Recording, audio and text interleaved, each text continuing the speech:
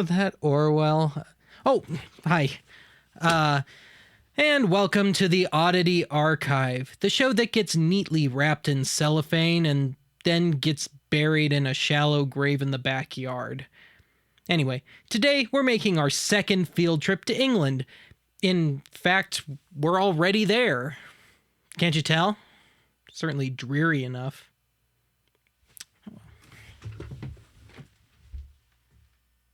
Back in 1975, the British government embarked on a huge secret nuclear war preparedness program, which came to be known as Protect and Survive.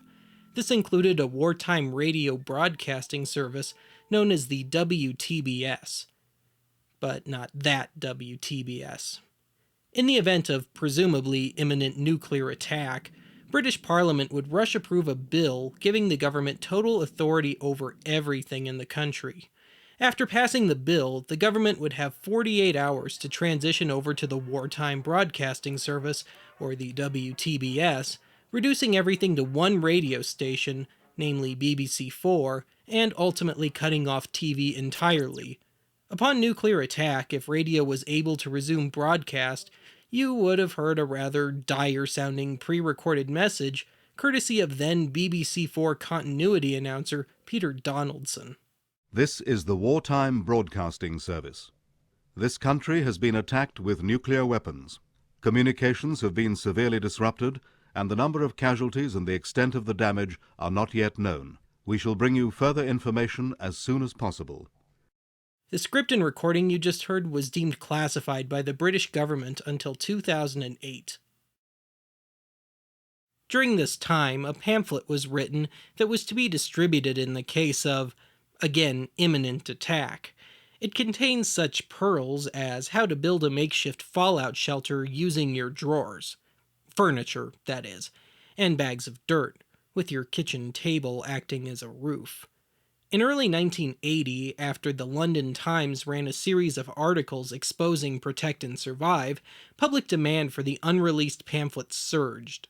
In May of 1980, the pamphlet was finally released at a cost of 50 pence per copy.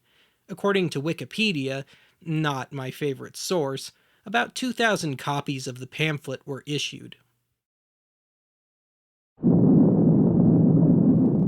In 1975 and into 1976, Richard Taylor Cartoons created a series of 20 short films to be aired in a loop if nuclear attack was deemed imminent, during the transition to the WTBS.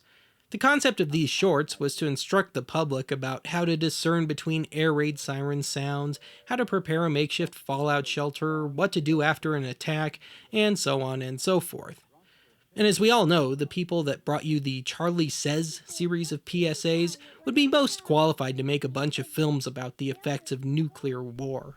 Charlie and I were out the back when Vera and Dave came by and said, "Come along for a picnic." And I was going, but Charlie said, he says I better tell Mum where I'm going.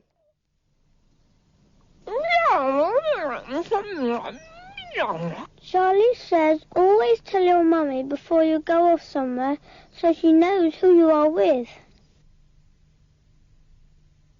The Protect and Survive films all run for between 1.5 minutes and 4.5 minutes, and follows the same structure each time.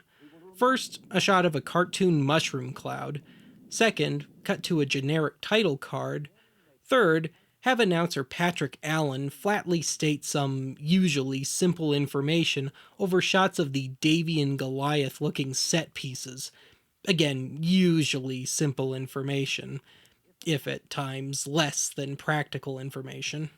One idea is to make a lean-to of wood, resting against an inside wall.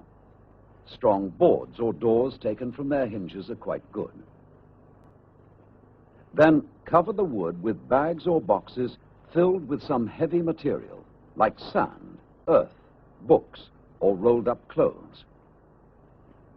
Don't forget to fix the bags and boxes so that they don't slip off.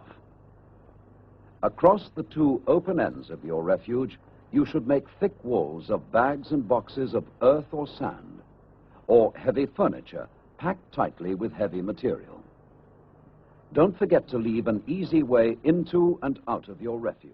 And of course, lastly, end on a shot of the bathroom symbol nuclear family, which morphs into the Protect and Survive logo. Somehow it seems right that the appropriately apocalyptic sounding musical phrase heard at the end of each of these films was composed and performed by future Doctor Who composer Roger Limb.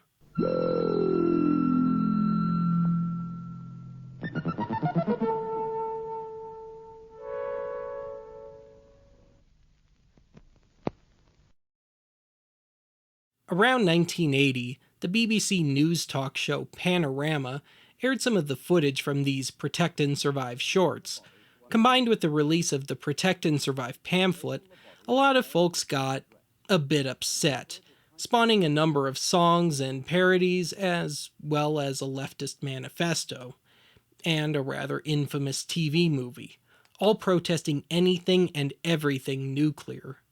Fast forward to 2006, and the British government finally allowed the release of all the Protect and Survive shorts, 2 of which can be obtained via the British National Archives.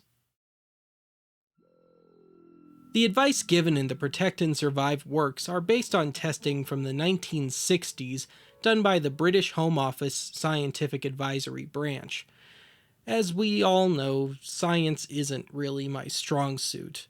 But after perusing Nigel Cook's tome on nuclear weapons, see archive.org, here's my interpretation of the results of a nuclear blast as they pertain to Protect and Survive.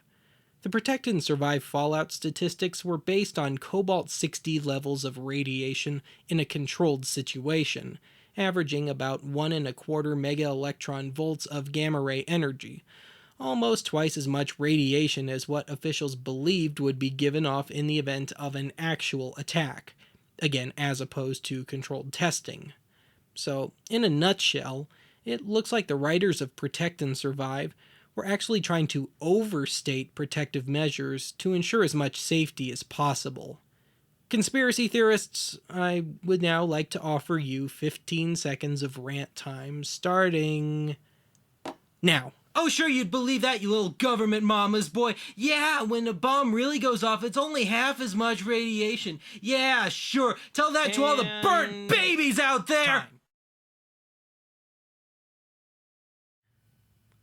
I went back and forth on whether or not I actually wanted to riff some of these films.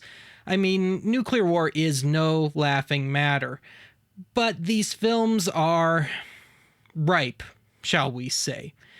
So I decided to give it a shot. Enjoy. Oh, you did read the disclaimer at the beginning of today's show, right?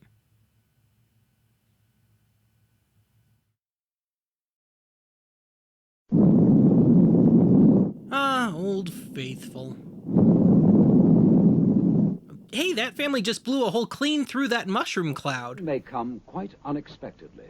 We will now tell you what to do if a warning sounds when you are at home. And then we will explain what to do if you are out of doors. I got plenty of doors. If you are at home. If attack is imminent, you will hear the attack sound like this.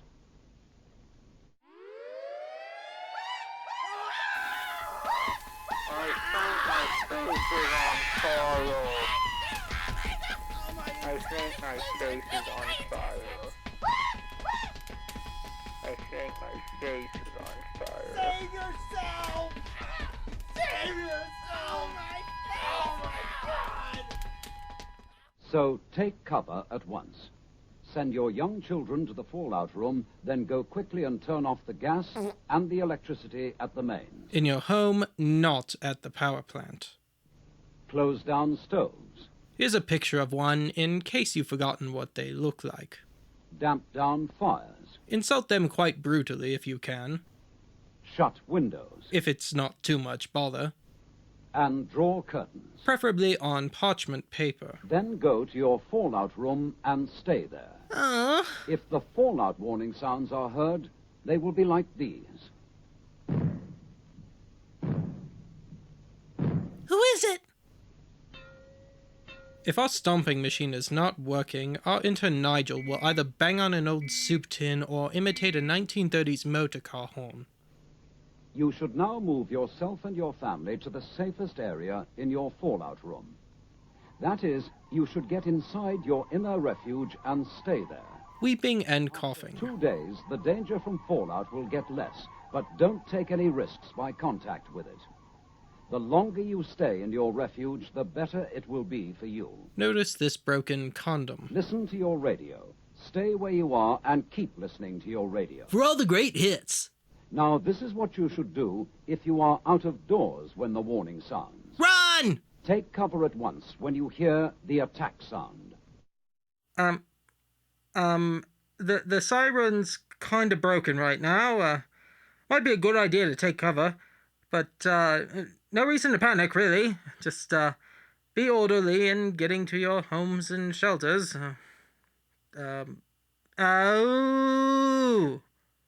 Ow! If you cannot reach home in 10 minutes, You're screwed. take cover in the nearest building. If no buildings are near, go to the park. Solid cover. If there is no solid cover, lie flat in a ditch or a hole and cover your head, face, and hands as fast as you can with some of your clothes. Or what's left of them. Fallout warning. Hey, no two flakes are alike. Seek the nearest and best cover as quickly as you can. Right, I'm on it. But before entering the building or cover, What? Wait a minute, did somebody knock your note cards out of order? and get rid of it. Change your outer clothing if you can. Preferably into something sheer. When the all clear sounds, like this, Hey, it's cool to come out now. Bring out your dad. it means that you are safe from attack or fallout for the time being, and that you can go out again. But keep listening for further warnings, I'm warning you. or to your radio for further advice. Bow down to the almighty radio.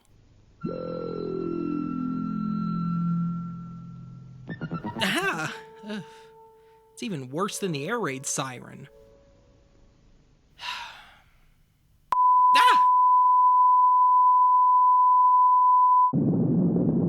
I told you we needed to clean out the septic tank. Now look at this mess. Bow ties not allowed. An attack is over, and the all clear has been sounded. Panic! Arrangements will be made as soon as possible to treat any people who are ill or injured. But not both. Your radio. Details will be given about what to do, when to do it, and how. And how? If anyone dies while you are kept in your fallout room, move the body to another room in the house Remember, the dead can transcend walls. with name and address, and cover it as tightly as possible in polythene, paper, sheets, or blankets. And affix proper postage. Second card to the covering. Come on down! Radio will advise you what to do about taking the body away for burial. But only if it mentions you specifically. However, you have had a body in the house for more than 5 days. It's gonna stink. And if it is safe to go outside, then you should bury the body for the time being in a trench or cover it with earth and mark the spot of the burial. And keep a stiff upper lip. This has been another friendly message from the British Home Office.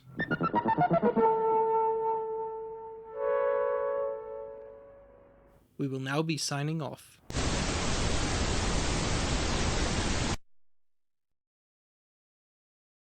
Well, that does it for today's archive.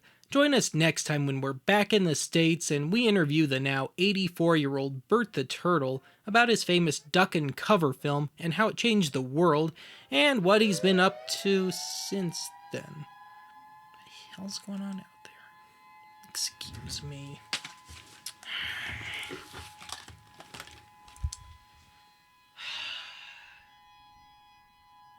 Oh, wait, it's cool, it's cool. They're just testing the tornado sirens. I think. See you next time.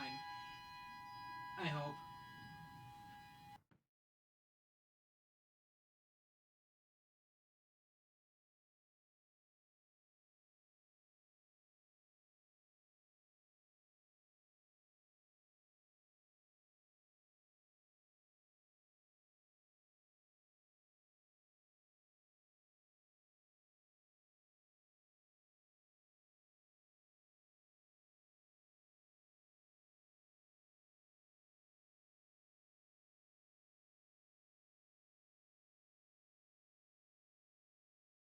Bye.